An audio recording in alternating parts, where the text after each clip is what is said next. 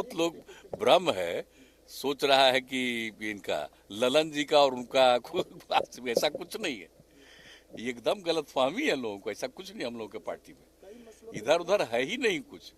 अब बहुत लोग बहुत तरह अपनी अपनी भाषा बोलता है, उसके चलते कोई बात है, ये सब मत सोचिएगा। हम लोगों की पार्टी में ऐसा कुछ नहीं है, और ऐसा तो कोई अलग थोड़ी ही है, सब एकजुट है। काम पूरा मीटिंग बुलाए ऑल इंडिया का, किसी को मालूम नहीं था, एक व्यक्ति को मालूम नहीं था, किसी को मालूम नहीं था। मीटिंग में जब फाइनली हम बोल रहे थे तो कहा कि भाई मेरी इच्छा है, और हमने कह दिया कि भाई हम चाहते हैं कि अब हमको कोई ज़रूरत नहीं है, हम काम में व्यस्त रहते हैं, हम चाहते हैं कि पार्टी के अध्यक्ष को सबको थोड़ा बहुत ही हुआ, फिर कहा सब के नहीं सब एक्सेप्ट करिए, तो किया। और उसका जब केंद्र में मंत्री बन गए तो फिर बातचीत हुई कि नहीं ठीक है, अब ललन बाबू देखें, फिर मीटिंग पूरा बुलाए और उसमें सब लोगों ने कहा कि नहीं ठीक है। देखिए हम लोगों के यहाँ पार्टी में कुछ नहीं है भाई, इधर उधर सब कुछ छपते रहता है कि फलाना का फलाना, ऐसा कुछ। हमने मुख्यमंत्री नीतीश कुमार के दो बयान आपको दिखवाए। एक बयान दिल्ली में था दिया हुआ, और दूसरा कल यानी सोमवार को पटना में जनता दरबार कार्यक्रम के बाद। दोनों बयानों को देखने और सुनने के बाद आपको लग गया होगा कि दरअसल हम जेडीयू के अंदर जो हालिया वक्त में गतिरोध कह लीजिए या अंदरूनी खींचतान कह लीजिए, या जो एक राजनीतिक वर्चस्व को लेकर के चीज़ें हो रही हैं, उस पर नीतीश कुमार क्या कह रहे हैं इन दिनों, वो हम आपको बताना चाह रहे थे, और इसी खबर पर हम चर्चा के लिए इस वक्त जुड़े हुए हैं। दरअसल केंद्रीय मंत्रिमंडल में जनता दल यूनाइटेड के शामिल होने के बाद जब आरसीपी सिंह, जो उस वक्त पार्टी के राष्ट्रीय अध्यक्ष थे, वो जब केंद्र में मंत्री बन गए और ललन सिंह राष्ट्रीय अध्यक्ष बन गए पार्टी के, तो उसके बाद एक अलग अलग दो धड़ों में पार्टी बटी हुई दिखने लगी, और खेमेबाजी, गुटबंदी जो भी कह लीजिए, वो सतही तौर पे नज़र आने लगी। आरसीपी सिंह के करीबी जो लोग थे उनको पार्टी में हाशिए पर ढकेल दिया गया। खुद आरसीपी सिंह के आसपास जो लोग पहले मौजूद रहा करते थे वो उनसे दूरी बनाने लगे, और ललन सिंह ने अपने पसंदीदा चेहरों को पार्टी में, संगठन में जगह दिलवाई, और न केवल जगह दिलवाई बल्कि आरसीपी सिंह के जो करीबी नेता माने जाते थे पार्टी में, या जो आरसीपी सिंह के बूते ही संगठन में महत्वपूर्ण पदों पे आए थे, वो भी बाद में ललन सिंह के साथ खड़े होते नजर आए। राजनीतिक गलियारे में इसको लेकर के खासी चर्चा रही, लेकिन जब विवाद हद से ज़्यादा बढ़ गया और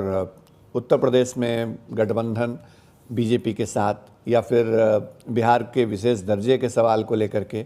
इन तमाम मसलों पे जब ललन सिंह और आरसीपी सिंह एक दूसरे के खिलाफ काउंटर करने लगे, मतलब बयान देने लगे आमने सामने से,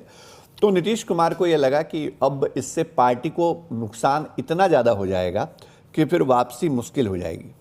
नतीजा ये हुआ कि ऐसे मसलों पर नीतीश कुमार जो चुप्पी साधे रहते हैं, वो मुखर हुए, और दिल्ली दौरे के दौरान उन्होंने 3-4 दिन पहले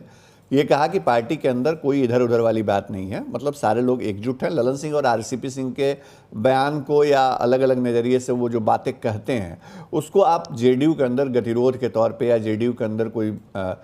खेमेबाजी के तौर पर ना देखें। कल जनता दरबार कार्यक्रम के बाद भी नीतीश कुमार ने यही बातें दोहराई।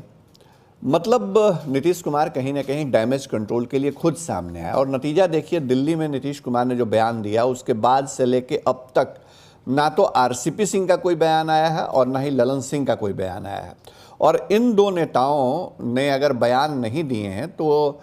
निचले स्तर पर इन नेताओं के साथ जुड़े जो दूसरे नेता हैं वो भी बयानबाजी नहीं कर रहे हैं। मतलब ये कि सीज फायर की कोशिश या चीज़ों को कंट्रोल में करने की कोशिश जो नीतीश कुमार ने शुरू की थी, उसका असर अब दिख रहा है। नीतीश कुमार के बयान का सबसे ज़्यादा फायदा किसको पहुंचा है, इस बात को भी समझना जरूरी है। दरअसल आरसीपी सिंह, जिनके बारे में ये मान लिया गया था कि पार्टी के राष्ट्रीय अध्यक्ष ललन सिंह अगर उनके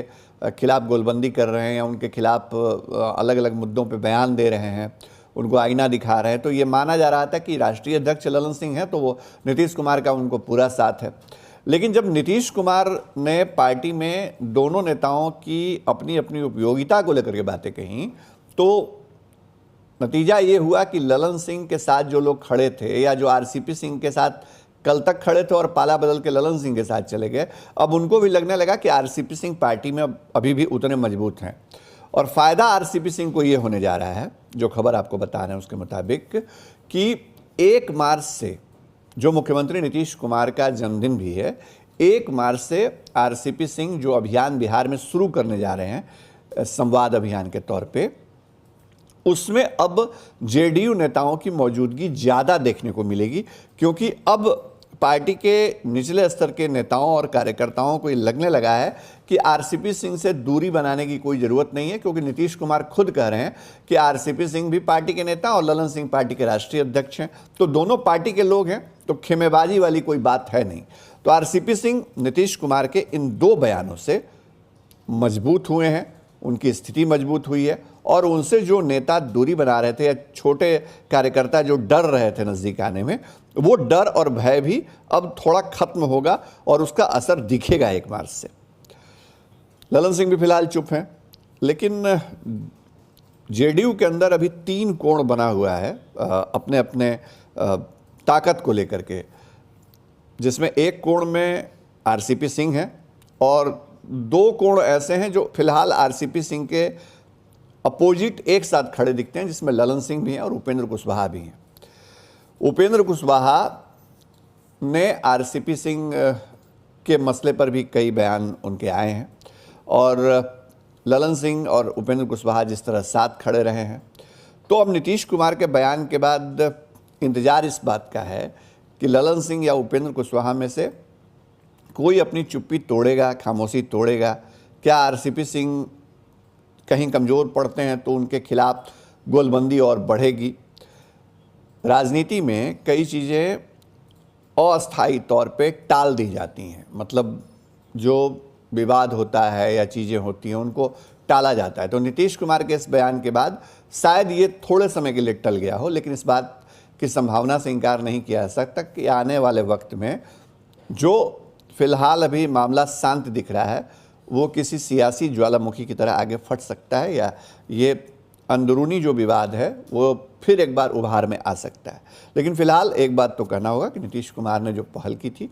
डैमेज कंट्रोल की, उसको लेकर के वो बार बार बयान दे रहे हैं, और अब उसका असर दिखा है कि कम से कम जो बयानबाजी आमने सामने की दिख रही थी वो फिलहाल नहीं दिख रही है। इंतजार करिए कब तक ऐसी चीज़ें बनी रहती हैं। सियासत के अंदर की हर खबर हम आपके लिए इसी तरह लाते रहेंगे। फर्स्ट बिहार की खबर आपको कैसी लगती है, हमारी ये खबर आपको कैसी लगी, कमेंट बॉक्स में ज़रूर बताइएगा। नमस्कार।